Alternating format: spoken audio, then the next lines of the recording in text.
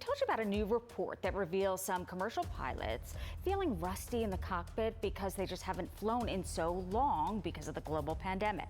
We spoke to a pilot you may recognize who relied on his own razor-sharp skills to avoid disaster.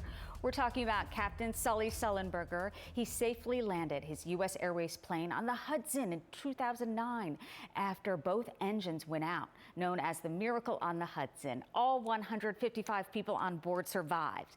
Now, Captain Sully is an author, public speaker, and safety advocate for the airline industry. I asked him about the efforts all pilots should take to stay sharp.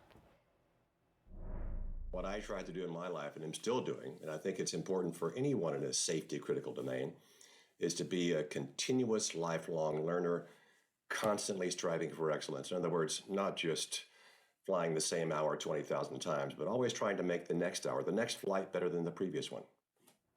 And there are reports, and the pilots remain anonymous. It's to gain knowledge about the mistakes. And one of the pilots saying, "This was my first flight in nearly 3 months. I placed too much confidence in assuming that it would all come back to me, as in second nature." You can't assume that, right? Correct. You know, whether you're a professional athlete, musician, a surgeon, or an airline pilot, regular effective practice is critical to be able to perform at the high level required. This is Capt. 1539. It birds to lost thrust on both engines, returning back towards LaGuardia. I'm not sure we can make any runway. What's over to our right? Anything in New Jersey, maybe Teterboro? Capt. 1529, turn right 280. You can land runway 1 at Teterboro. We can't do it. Okay, which runway would you like at Teterboro? We're going to be in the Hudson.